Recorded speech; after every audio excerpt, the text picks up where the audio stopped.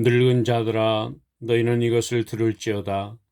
땅의 모든 거민아 너희는 귀를 기울일지어다.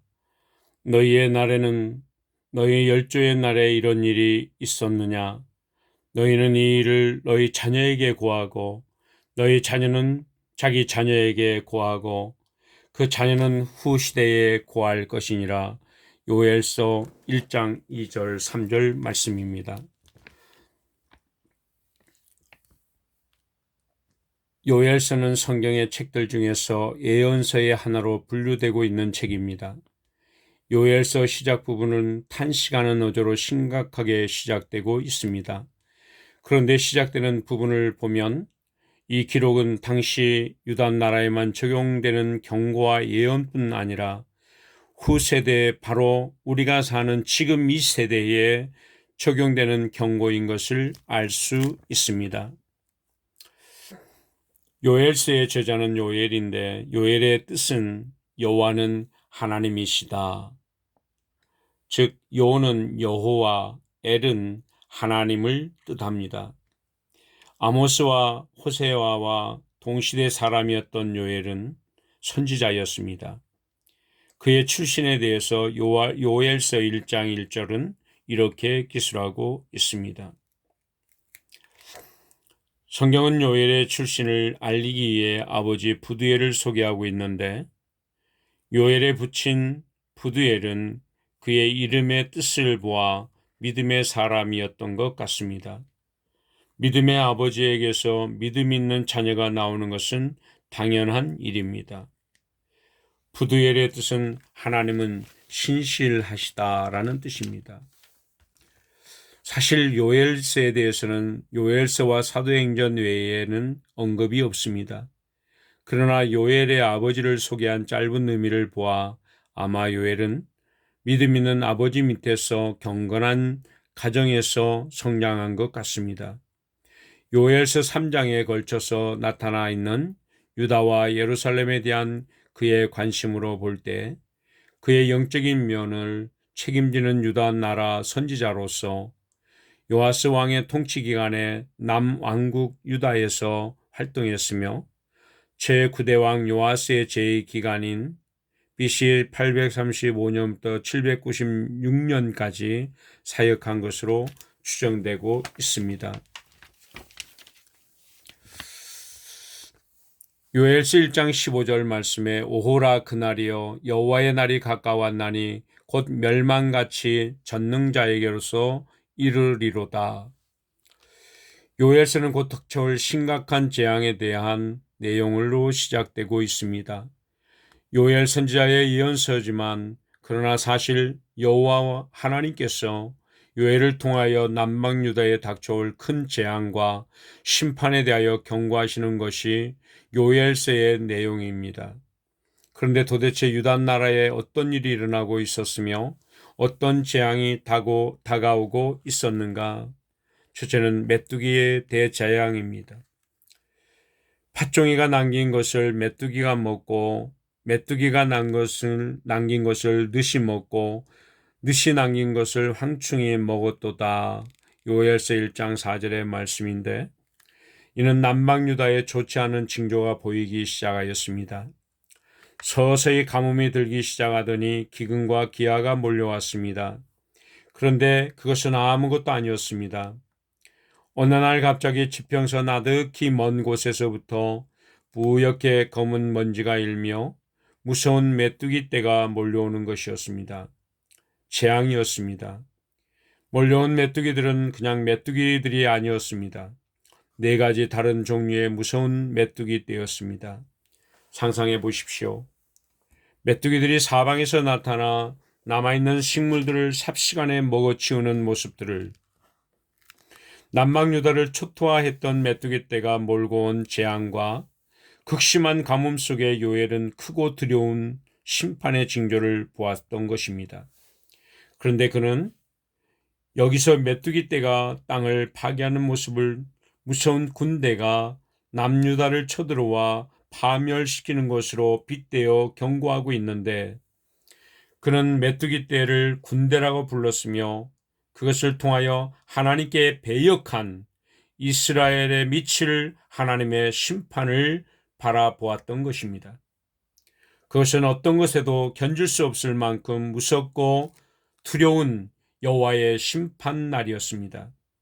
요엘은 미래에 임할 하나님의 심판에 비하여 메뚜기의 재앙은 아무것도 아니라고 말하면서 네 종류의 메뚜기에 대해서 1장 4절에 언급하고 있습니다.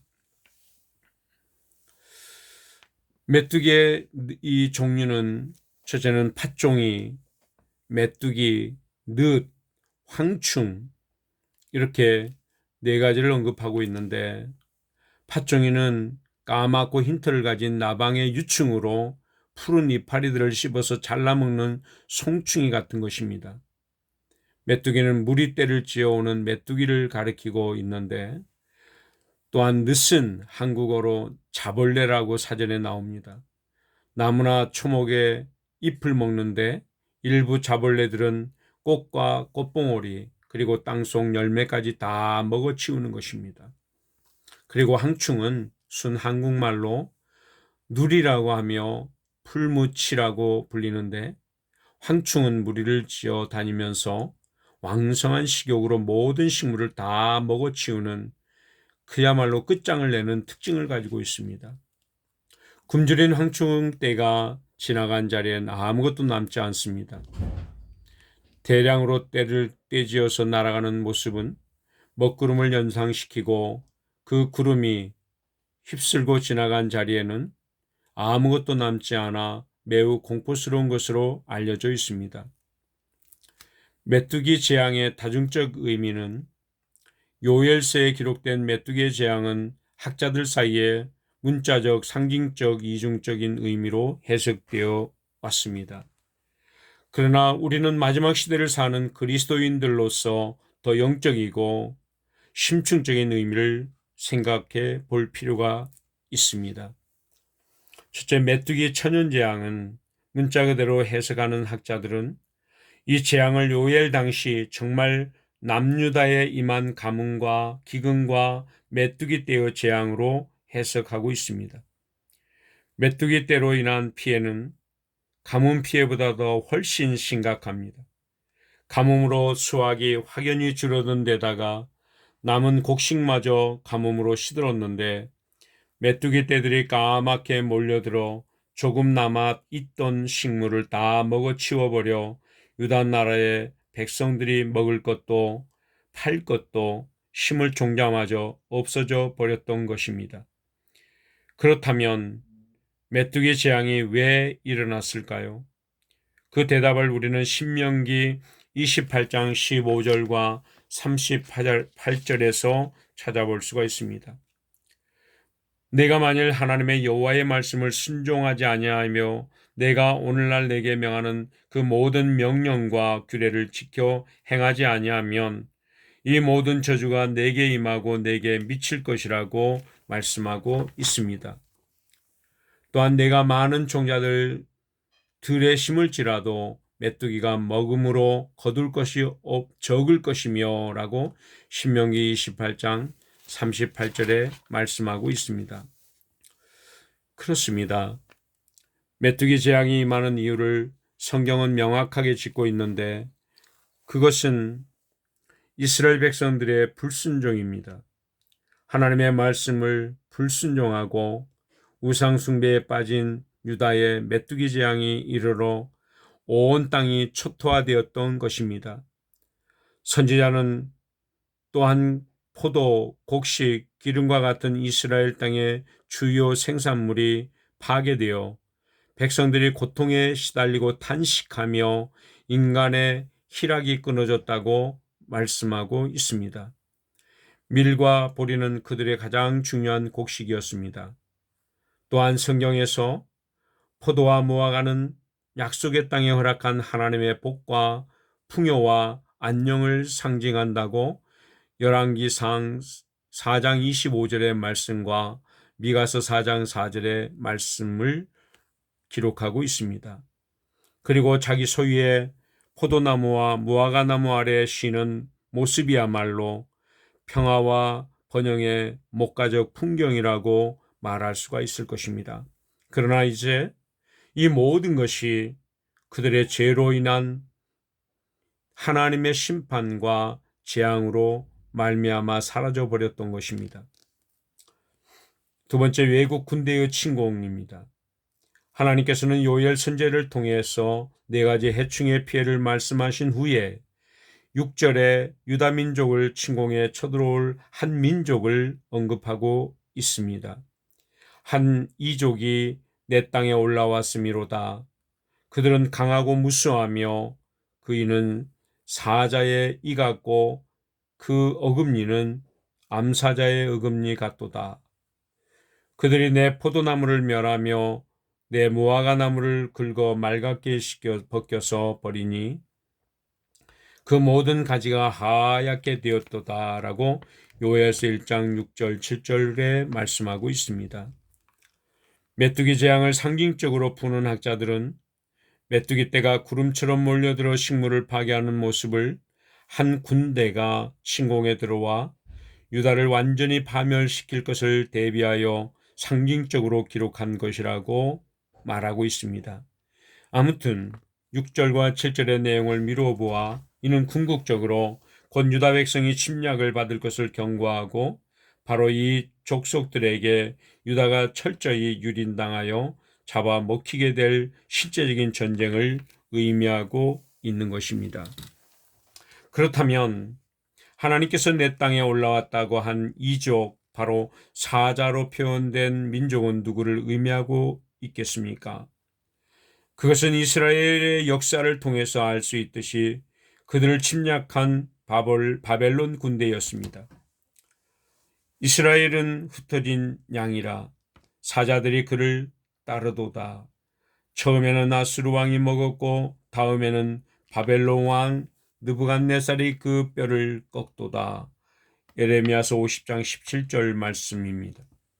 이러므로 팥종이 메뚜기와 늑과 황충이 등을 통해 이스라엘 백성들이 4번에 걸쳐 다른 이족들에게 철저히 유린당하게 될 것을 미리 예언하여 둔 것이라고 해석할 수 있는데, 그것은 다니엘서와 예언과 스가랴 1장의 4뿔에 예언된 바와 맥락을 같이 한다고 볼 수가 있습니다. 그들은 평화에 관한 일을 몰랐습니다. 그들은 그들의 안일한 방종의 날들이, 우상 숭배와 쾌락을 추구하며 흥청대는 날들이, 세상의 번영과 부를 갈구하며 정신없이 사는 날들이 영원히 계속될 줄을 알고 있었던 것입니다. 그들이 하나님을 떠나고 율법을 계속 불순종하며 살 때에 어떤 재앙이 오리라는 것을 까맣게 잊어버렸던 것입니다.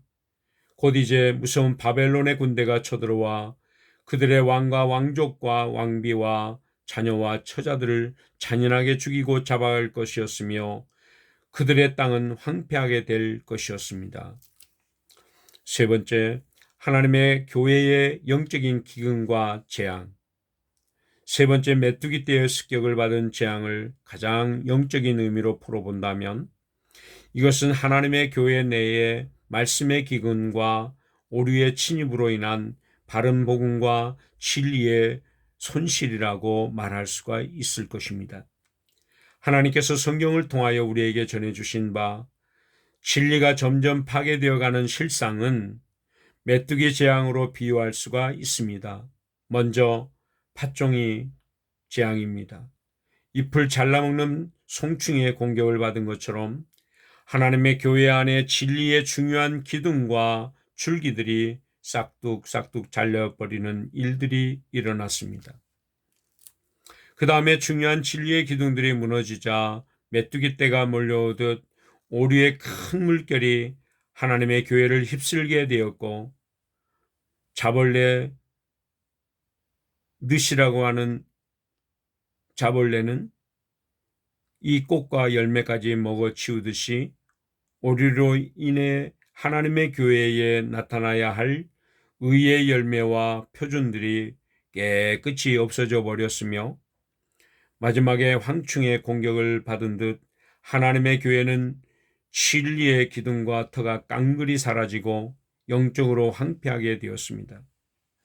현재 기독교를 보십시오.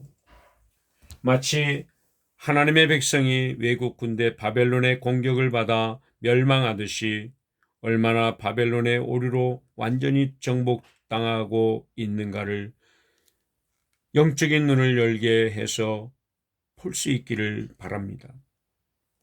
이를 뒷받침하듯 1장 5절에는 바벨론의 오류의 포도주에 취한 자들에게 호세의 말이 전해지고 있습니다.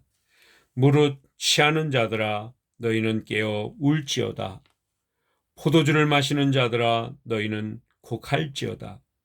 이는 단포도주가 너희 입에서 끊어졌음이니. 요엘서 1장 5절의 말씀입니다. 포도주에 취했다는 뜻은 오리에 취하여 있는 상태라고 할 수 있는데, 여기서 단포도주란 진짜 포도주, 발효되거나 상하지 않는 신선한 포도주요 곧 하나님의 진리요 올바른 복음을 의미하고 있습니다. 또한 소재와 전제가 여호와의 전에 끊어졌고 생축이 단식하고 솥대가 민망해하니 이는 꼴이 없음이라. 양떼도 피곤하도다. 들짐승도 주를 향하여 헐떡거리오니 시내가 다 말랐고 들의 풀이 불에 탔음이니이다. 라는 표현을 요엘서 1장 16절부터 20절에 말씀하고 있음을 봅니다. 올바른 복음의 제사를 하나님께 드리지 못하고 진리와 진짜 복음을 알지 못해 방황하는 현 시대의 기독교인들의 모습을 얼마나 잘 묘사하고 있는 것입니까? 지금 교회 바벨론에 의해서 교환권의 오류 침입으로 인해 진리의 말씀, 기근과 영적 황폐로 파멸되어 가고 있습니다. 그런데 요엘 예언은 마지막 시대에 또다시 재현될 것입니다. 요엘은 영감의 눈으로 당시에 일어나는 재앙은 물론 더 나아가 세상 끝에 이 세상에 닥칠 재앙을 본 것입니다. 오늘날 코로나19 바이러스로 인하여서 모든 교회가 힘들어하고 있는 이때에 우리는 이럴 때일수록 오직 기도와 말씀을 통하여서 이 시대를 바라볼 수 있는 그러한 눈을 가지며 또한 이 일을 타결해 갈 수 있는 방법이 반드시 있다고 생각을 합니다. 초대교회가